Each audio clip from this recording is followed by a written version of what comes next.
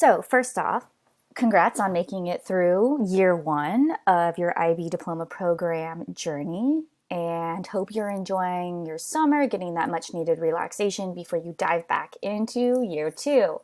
So it's really important within IB with these really long 2-year courses that you do while getting a break, be productive over summer, and get some studying done. So what I'm going to go over in this video is that summertime period, transitioning from IB year 1 to IB year 2, what to do over summer. I will be breaking it down into 2 big steps. The first is going to be revising and condensing your notes. Sorry, not done with year 1 stuff. You got to do something with it. And then secondly, I will go over how to revise or prepare for your internal assessment. I realize that most subjects don't start their internal assessment until year 2. However, you can prepare for it, and you can also go ahead and revise those that you have already started. So first up, we're going to go over the importance and how to for revising and condensing your notes. So why do you want to revise and condense your notes? You probably have stacks and stacks and stacks, like sprawled writing, it's a little sloppy. Well, the reason you want to do this is because in addition to remembering all of that year 1 stuff that's going to show up on the IB exams in May of your senior year, you're also going to be learning and inundated with a bunch of new year 2 content. So that is double. And a year from now, you might have lost some of the memory from your year 1 stuff. And so you're going to want to have time to review it, but you're also going to be packed with year 2 stuff. So just as a reminder of how packed things can get in an IB schedule, this is a master calendar from the weeks 3 to 7 of last year during semester 1, filled with lots and lots going on. And these are just the major assignments from all the different classes. And so you're going to want to be able to be prepared for all this craziness again and take advantage of the time we have right now over summer. Because remember, starting senior year, you're going to be busy. You're going to have 8 classes. Some of you might have 6 that are IB classes, or 5 or 4, which is still a lot. You're also going to be packed with extracurricular activities, especially now that many of you are probably going to be leaders in organizations since you're seniors. You're going to be busy with the all-important college applications, which is going to take up a lot of your time. Maybe last second taking an SAT or ACT again. And you're a senior. This is what you have been waiting for since you've probably been in kindergarten, or at least since you started as a freshman. You're going to have senior things that you want to enjoy. And so you're going to want to have that time. So reviewing and revising year 1 stuff is very important. But you have all this other stuff to worry about. So take advantage of the time that you have now. It's summer. You can casually do a little here, a little there. This is essentially a massive pocket of time for you to get stuff done. You'll also want to revise and condense your notes because as you're revising and condensing, you're also studying just by looking over the material. You're also taking that review and study to the very next level, since you're determining what's important, what's significant, what should I include, am I recategorizing? In just a little bit, I'll be giving different examples how to do this for IB history. You'll see that I'm going to break it down into regional study. I'll break it down into topical study, into chronological study. And therefore, that recategorization is really, really high, deeper thinking. And so that's going to be really beneficial to you. Last but not least, this will, in the end, make your review for IB exams earlier. So instead of cramming for year 1 and year 2, all before your IB exams in May, that 3 weeks of fun, why don't you start making study materials for yourself now and condensing it and making it more efficient for you?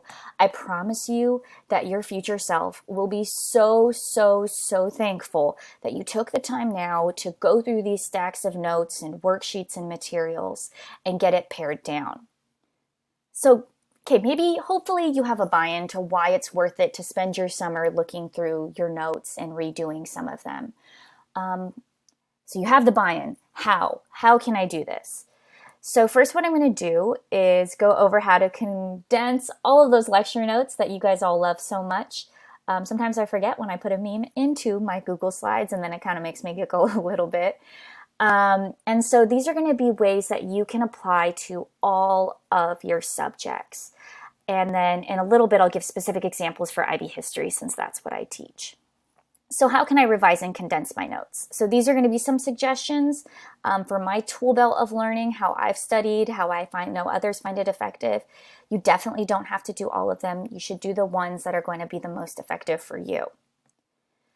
I really suggest annotating your notes. And now that you've had this full year of this class, you really understand what is important and what's essential, what's important for those IB exams that your teacher probably talks about every single day.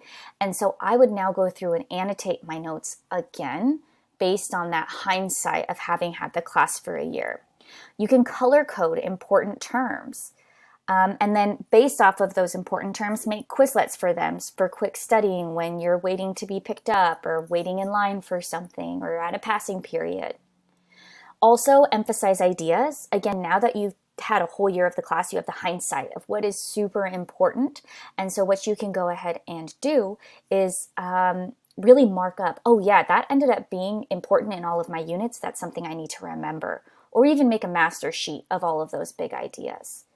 I would also really suggest, if you haven't done so, summarizing notes, because again, you're not going to have lots and lots of time to study for your IB exam year one content. And so what you're going to want to do is have some quick reference sheets. Also, big tip that almost every IB student that I come into contact with brings up is typing up your notes. As you type it up, you're rereading your notes, which means you're studying, so that's effective in the first place. And then you have them typed up and nice and neat. It's also easier to copy and paste or whatever you might need to do for something. What I would really suggest doing, that I personally did in college, is I typed them all into one document. Now, I didn't have a Google Doc because Google Docs I don't think existed back when I was in college, but you could type it all into one Google Doc. Now, why put it all into one doc? That's going to end up being like hundreds maybe of pages. Well, it makes it much easier to search. So let's say you're studying for bio, and then you're like, I don't remember exactly when we studied this system or this organ or whatever it may be. You have all your notes in one Google Doc. You hit Control F on a PC or Command F on a Mac, type in the word, boom, it's going to find every instance, every example where it is, and then you can just quickly look through. I really, really, really suggest this tip. Another thing you can do is make one-pagers based on the exams. Now that you know what the exams are going to be like, really break down what is essential to know for paper 1, paper 2, paper 3. You could also base it off of the IB topics and bullets. I'm going to be providing examples from history for how to do this in just a little bit, but I really suggest making one-pagers. You can definitely do this for every subject. I teach IB Scholars, the World Scholars class, and my students actually do this as assignments where they create one-pagers for every single class, determining what's important based on the unit. So for each unit, you're going to decide, what are my big ideas, what are my big terms, what are my key questions, etc. Really beneficial, and then you have a handy-dandy little sheet that you can study from in May. Last but not least, kind of along those same lines, I would take advantage of the way that IB sets up their curriculum. So they have these topics and these bullets that tell you exactly what you need to know. I would go through and brain dump based off of those topics and bullets. So for example, in history, this is an example of a topic 10, emergence of the Americas, and then the bullets and exactly what you have to study. So this is how IB creates their exams, is based off of these topics and bullets. This is where they get their questions from.